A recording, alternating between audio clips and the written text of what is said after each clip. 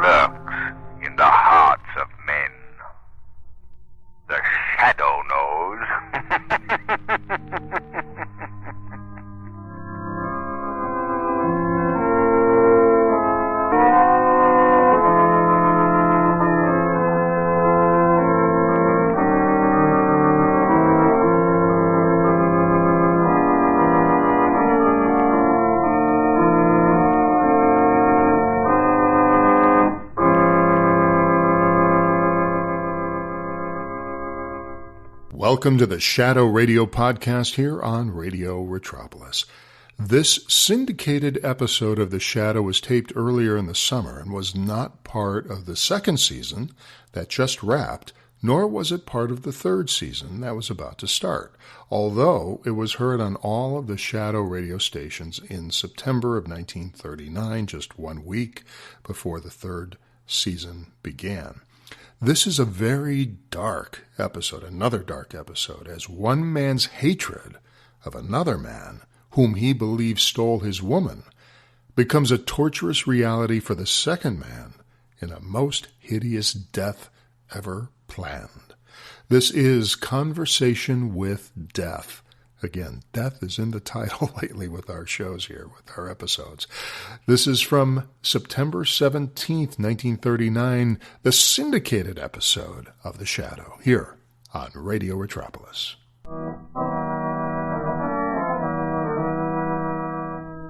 The Shadow, mysterious character who aids those in distress and helps the forces of law and order, is in reality Lamont Cranston, wealthy young man about town. Cranston's friend and companion, the lovely Margot Lane, is the only person who knows to whom the unseen voice belongs. The only one who knows the true identity of that master of other people's minds, the Shadow. Today's story, Conversation with Death. Well,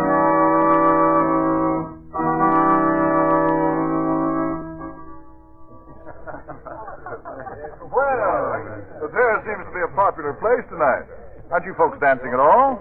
Cranston, what about you and Margot? You're both beautiful dancers. Well, the choice is with the ladies, John. But they seem to prefer the cool of the terrace, and Dr. Latham's very interesting account of his experiences in the Orient. We can dance most any time, but it's seldom one can listen to so distinguished a scientist as Dr. Latham. Oh, thank you, Miss Lane. But I'm afraid I've been deadly dull. Oh, that, Montgomery, is a sin that never could be laid at your door. Oh, you're kind, Denise. But if I've bored you, blame it on the occasion. Being guest of honor imposes the obligation of trying to be interesting. Ignore the interruption of my rowdy husband, Montgomery. Go right on. Come here, John. Sit beside me. I tell you, Monty, and you too, Cranston, you're both single. When you marry, don't permit your wife to dominate you as this little tyrant lords it all over me. Well, you poor fellow, John. You certainly have the appearance of a hen-pecked husband. Did you look in on the children, John, dear? Yes. Billy insisted on your telling him his bedtime story. But I knew if I called you to the nursery, we'd never get you out again. Did he go to sleep? Right off. And Betsy? Doesn't even know either of us are in the world. Sleeping the sleep of... No, I won't be tried. Excuse us, please.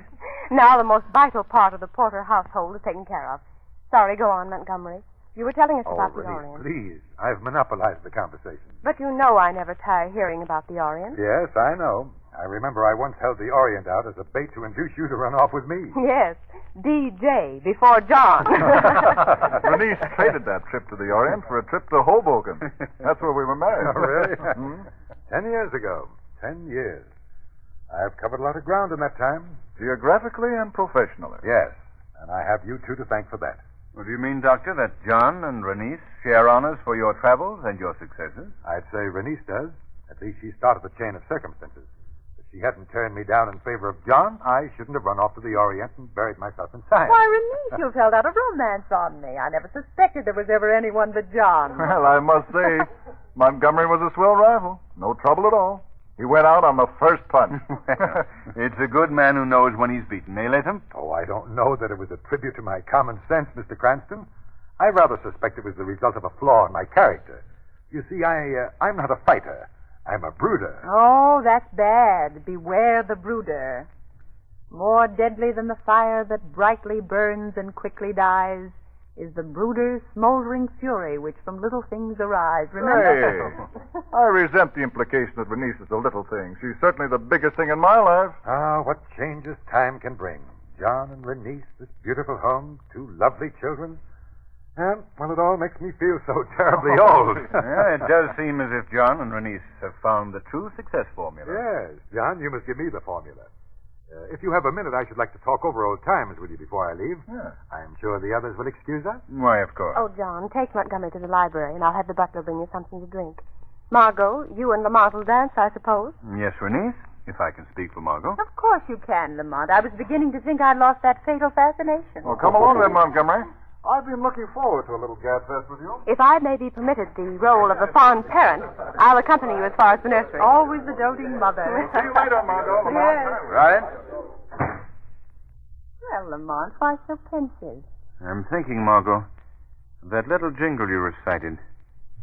More deadly than the fire that brightly burns and, how does it go? Quickly dies is the brooder's smoldering fury which from little things arise. Yes, that's it. Silly little thing. Yet it's not without truth.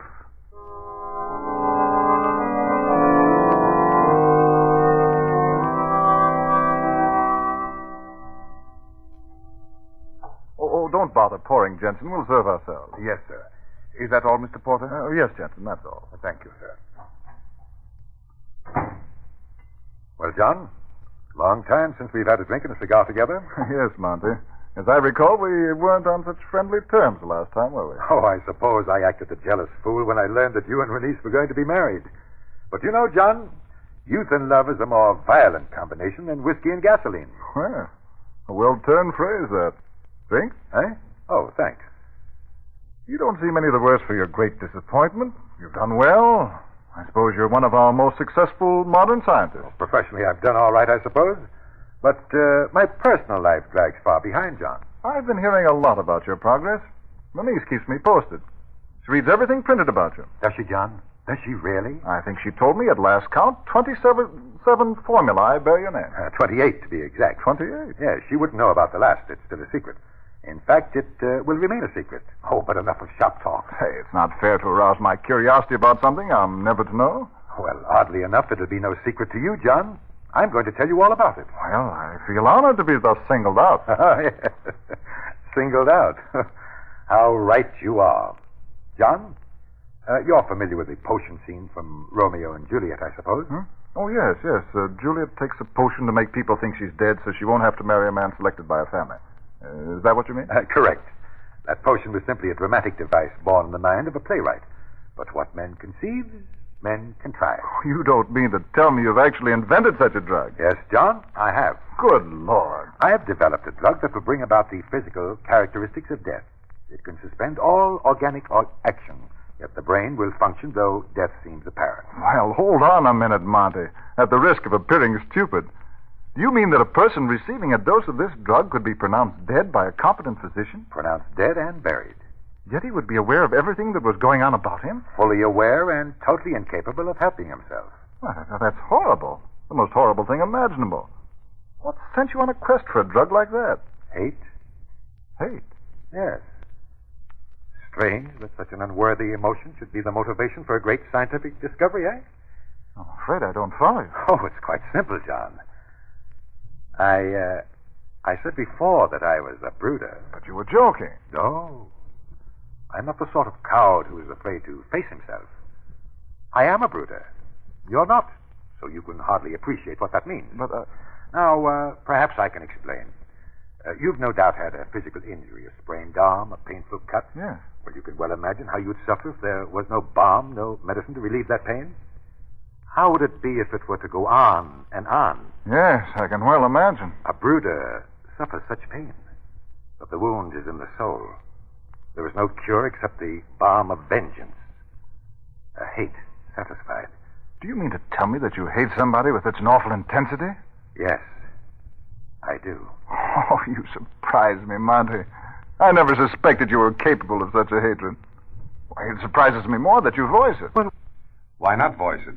I know of no more contemptible hypocrisy than the pretense of entirely lofty emotions. Surely you didn't invent this drug with the sole object of satisfying this desire for vengeance. Perhaps not. But my hatred was eating away a part of me. I felt I could never be whole again while the sore persisted. I spent sleepless nights trying to wipe out this spirit cancer. That's what I call it, John. And burying the man you hate alive would wipe it out? Even the knowledge that I possess the power to completely express my hatred brought relief. Really, Monty, you amaze me. Truly amaze me. I refuse to believe you mean all you say. Oh, I see. This conversation distresses you, eh? Yes, it does. I think it's the strangest talk I've ever had. Well, then we'll change the subject. Let's talk about something else. Oh, say, by the way, isn't that a recent photo of Renice on the mantel? Oh, yes. It was taken last year when she was made president of the Women's Progress League. Oh, may I see it? Why, certainly. I believe it's her best likeness. I must have an oil made from it sometime. Here you are. Jove, she gets more beautiful every year. Doesn't she? I know I'm the luckiest man in the world having a wife like Renice. Yes, John. You've been fortunate. Most fortunate. Oh, the picture hardly does her justice. No picture could. Well, shall we drink up? Here's to her. To her. We let our drinks get warm. I'll pour another. Oh, no, never mind. This one is quite adequate. Quite. Mine tasted rather bitter. Oh, perhaps you're not accustomed to that particular brand. No, that's hardly the case. Oh, I suppose I can't stand these late hours as I once did. Monty, I think I'll... What's the matter, John? I don't know. The glass just dropped from my hand. Perhaps you'd better sit down. Yes, Monty, get a doctor quick. I can't move. I'm paralyzed. Yes. Yes, John, you're paralyzed. And no doctor can help you. Your body will assume the characteristics of death, and I will be a whole spirit again. A drink. You drugged it when I went to get Renice's picture. Yes. You permitted yourself the stupid conceit that nobody could hate you. But I do.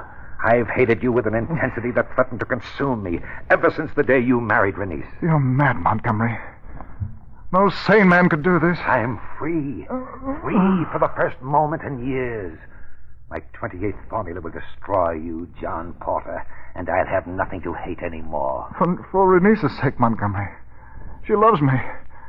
You can't do this to her. Soon she'll recover. I will help her through her grief, and I'll reap the reward of a consoling friend. What do you mean? Renice will be my wife. Never. Never. You took her from me. Now I take her back. That's the end, John Porter. Your heart will soon stop. You'll be pronounced dead. You'll cry out, but your voice will only be heard by yourself. And then you'll be buried. Alive. Oh, good God. Help. There is no help for you. Renice, please. Already your voice grows weak. Now the heart. That is the end, John Porter. Now you shall be a helpless witness to your own funeral.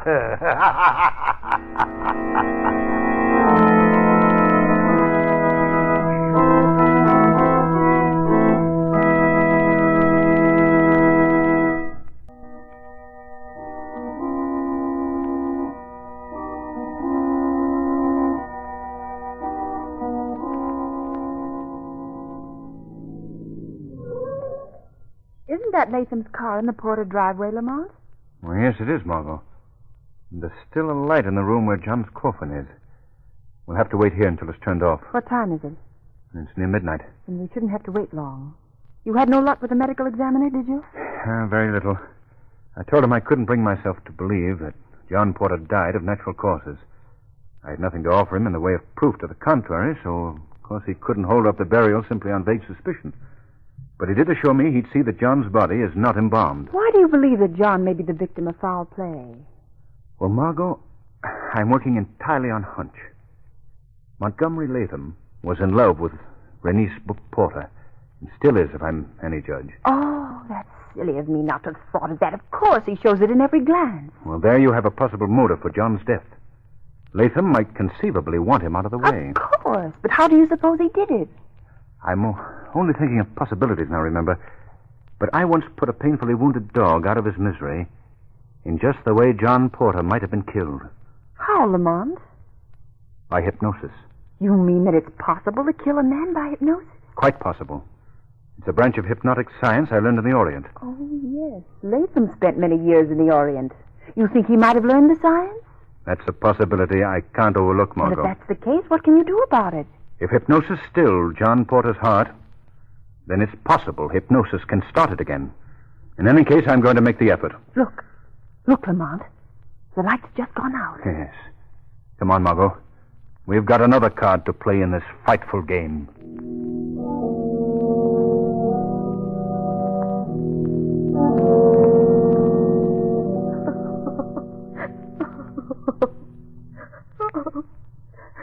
Oh, I just can't believe it, Montgomery. John dead. Even there in his coffin, he looks so lifelike. Yes, Renice. His face has lost none of its gentle character. Liar. Hypocrite. Beware of Latham and Renice. Perhaps it's only wish fulfillment, Montgomery, but he seems to smile encouragement to me. I'm not dead, Renice. I can hear you. Can't you hear me, Renice? You must go now, Montgomery. It's late. You've been so good staying near me and comforting me. That's what John would wish it, I'm sure, Renice. Yes. No. Send him away, Renice. Oh, if you could only hear me. I'm sure he wouldn't want me to desert you now. No, he'd want me to be near you. Don't listen to him. We three were such good friends. Two of us loved you. Renice, you loved me once. You might again. Let me offer the protection, shoulder the responsibility John was forced to lay aside. Please don't. Oh, Renice, hear me. Have nothing to do with Latham. The man is a fiend. Montgomery, you've been a dear. I'm sure John would be grateful for the comfort you brought me. I love you, Renice. I've always loved you. And I, Montgomery, I feel closer to you than I've ever felt before. Oh, no, Renice, you mustn't. That statement makes me very happy. You've given me reason to hope. Renice, listen to me. You've got to hear me. Come now, Renice. It's very late. You must try to get some sleep, dear. I've arranged for the housekeeper to sleep in the room next to yours. Oh, I can't leave him, Montgomery. I want to be with him as long as possible. Renice, my darling. I'll be near you always. You must rest, Renice. You must carry on just as John would wish. Yes, I must. I'll go to my room. Poor John. My poor John. Renice, don't go. You must hear me. I've got to warn you against Latham. Renice, hear me. You must hear me. Don't. Oh. All right, Margot. Step in. They're gone. You're not afraid, are you? No, John was our friend. Why should I be afraid? I'll need your help. Take his hands in yours while I open his eyes. All right, Lamont. You got it? Yes, Lamont, I've got it. Now place your finger on his pulse. Be on the alert for the slightest beat. Yes, I will. Good girl. Now we'll see if the art of hypnosis has anything to do with John's condition. John Porter, you must heed me and act as I command. Yes, help me. You are not dead. No. You sleep under an influence which I will destroy. As I speak, the blood flows through your veins. Your heart takes strength as I will it. And now, it begins to beat. Beat. Beat. Beat. Beat. Beat. Respond, John. Respond. I'm trying, Cranston. I'm trying, but you can't hear me. John Porter, a force greater than that which holds you calls. Respond. Margot. Yes, Lamont? Any pulse action? Not the slightest. We'll try once more. Don't give up, Cranston. Do you hear me? Don't give up. John Porter, again I command you to shake the influence that shackles you. Move. Speak. Yes, Cranston, I'm speaking. Can't you hear me? Any luck, Margot? No, Lamont, not a sign of life. Well, Margot, Looks like my guess is wrong. Cranston, don't give up. Isn't there still some small thread you might follow? John will be buried tomorrow. Oh, thanks. Well, Don't let them bury me. if there is a thread of thought, it hasn't yet occurred to me. No, Margot, I'm afraid we'll have to acknowledge the claim of the grave. No. John Porter is dead.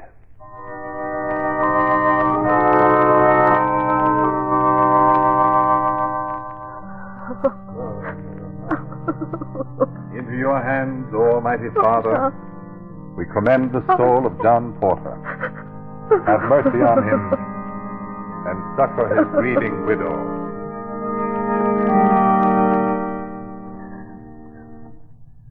All right, men. Lower the casket. John. Oh, John, darling, I don't want you to go. I don't want to live without you. Oh, Renice, please, you mustn't give away, dear. Can't anybody hear me? Renice, Latham, mercy. All right, men. Fill in. Renice, don't let them bury me. Renice. No, please. Somebody hear me. Help me. Don't let them bury me. Help me. Don't. Listen to me. I'm not dead. I'm alive. Do you hear? I'm alive.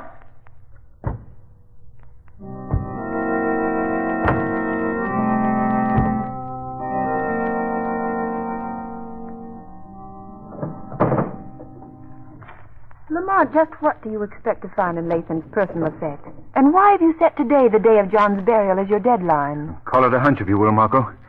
But I want to thoroughly satisfy myself that John died of natural causes. I wonder if there might be another place where Latham keeps his papers. No luck in your quest so far? No, confound it. I've searched through everything. But I'll try again. Keep watching the road, Margot. Latham may come home. I hardly think so, Lamont. He must still be at the cemetery. Here, what's this? Margot, What is it, Lamont? look at it. It's in Latham's handwriting. Here, let me have that phone. What are you going to do? The Shadow's going to make an appointment at John Porter's grave with Police Commissioner Weston.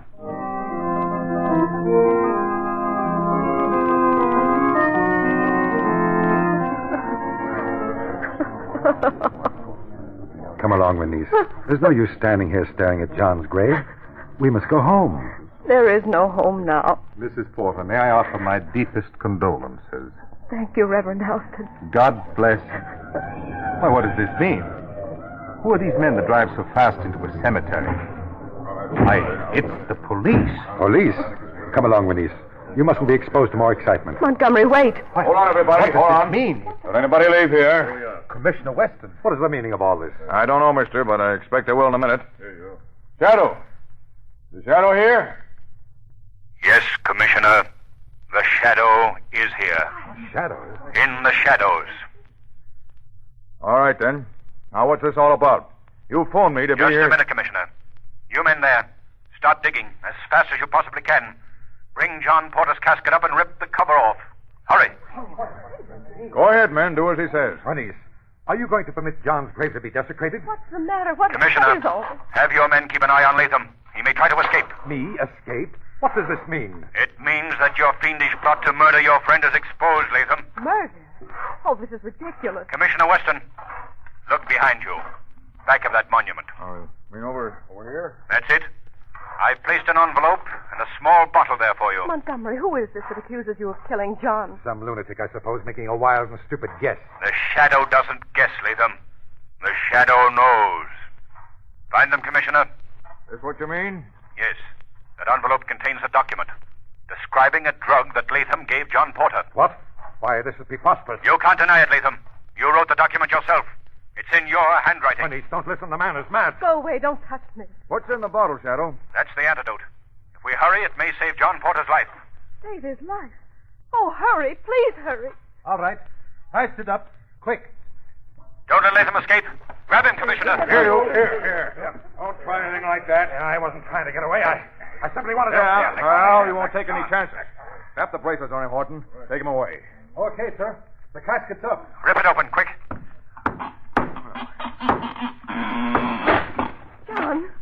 John. Now, Commissioner, pour the contents of that bottle into John Porter's mouth. Right. Here, lend a hand here, somebody. Sure, Commissioner. Now, hold his mouth open. There you are. Okay, Shadow. Now what? Now, we wait. He groaned. I heard him. Oh, John. John, speak to me. Stand back, Mrs. Porter. Don't touch him. Look, his eyelids are moving. He's alive. Alive. Alive. Oh, my darling. My dearest, speak to me. Speak to me. Why, his eyes are open. John, it's me, Renice. You're saved, darling. Saved. Renice. Yes, John. What is it? You can hear me. Yes, dearest, I can. Thank God. Thank God. He's passed out. John. It's all right. A few hours in bed. He'll be all right again. Okay, Shadow. I'll see that he's taken right home. And as for Lathan, we've got a home for him, too. But it won't have any curtains on the windows. Well, this completes my job. So I bid you all good day. Oh, Shadow, how can I express my gratitude? How can I thank you? No need, Mrs. Porter. My reward is in your happiness.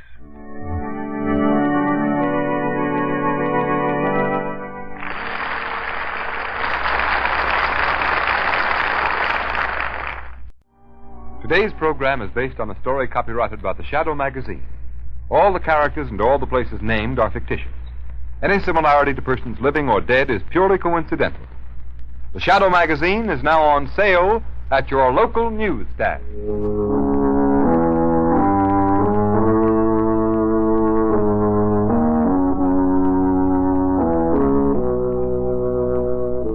The weed of crime bears bitter fruit.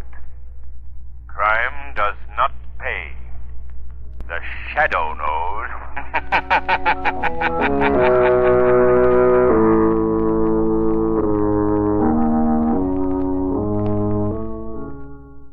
That was Conversation with Death from September 17th, 1939, here on the Shadow Radio podcast on Radio Retropolis. This was an unusual episode, as I said, because it was not part of the 38-39 season, nor was it part of the new 39-40 season. It was considered, well, for us anyway, a lost episode for several decades, only recently found, at least in this kind of condition, this great condition. And this is what I have said time and time again, that just because some episodes are not available does not necessarily mean that they do not exist. Sometimes it means that they have yet to be found. Conversation of Death is one of those great examples of a found episode, and one in such pristine audio condition. I fixed it up a little bit for you, but basically it was very easy to do. Unfortunately, during the first 5 minutes of this episode, I almost fell asleep. As the conversation was so routine, it was almost boring. But that just shows you how natural it was, because it's like, okay, let's get to this. Why is it chit-chat all the time? It's just chit-chat. It seemed like that this preamble conversation, you do in business meetings before you get to the business, except it seemed no one was willing to be the first to get to the business. But then it happened. Margot recites this haunting, foreboding poem about brooders being the dangerous sort, as the long, smoldering fury can be more volatile than the short bursts of flame. Montgomery Latham is a brooder, and once I heard Margot put her spin on this, I knew it was going to play heavily into this story, especially after Lamont questions it further. This formula, Montgomery gets John to drink, tricks the body into giving signs of no life, of being lifeless. But the mind stays active. This is the torturous end John can expect as he is prepared to be buried alive. Being buried alive. That is one of the most common nightmares we have. We think about it. Sometimes we dream about it as true nightmares. Probably one of the worst ways to die. It's one of our worst fears.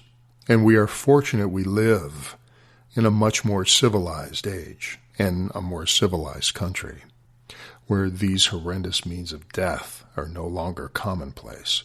But it doesn't alleviate the fear we have, as the thought of waking up in an enclosed coffin is simply unbearable to fathom.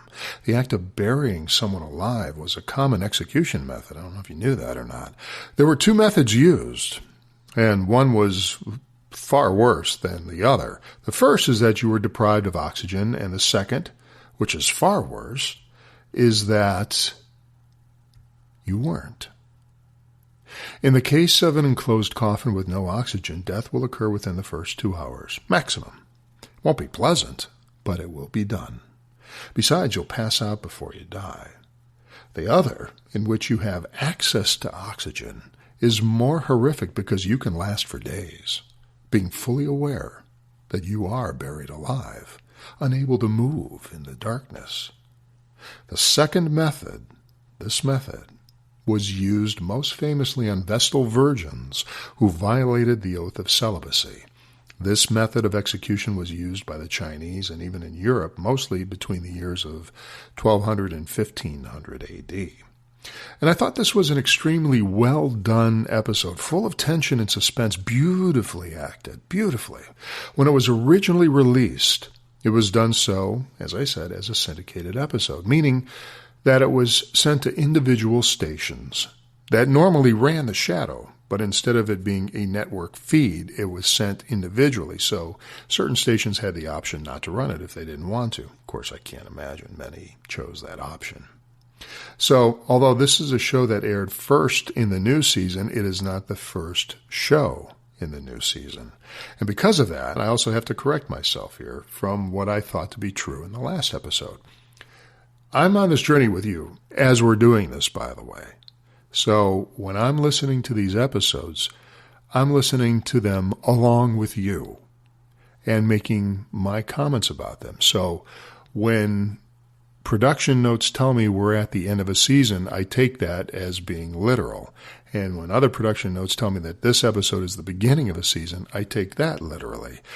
But there are then these little gems that sort of get thrown in the mix here. So by correcting myself, what I'm actually correcting is that the last episode we heard, Can the Dead Talk, was not Agnes Moorehead's last episode as Margot Lane. This one was.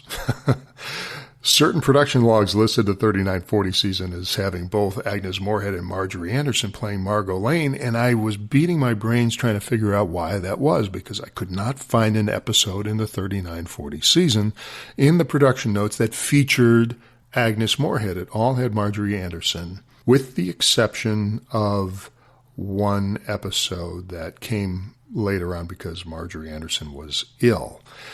Turns out that this was the episode. Agnes Moorehead made her final appearance in this syndicated version, which was recorded many months earlier than the September 1939 air date. So, my bad. But Marjorie Anderson will officially take over in the next episode, which is considered the first episode of the new season. That was Conversation with Death on the Shadow Radio podcast from about September 17th, 1939, here on Radio Retropolis.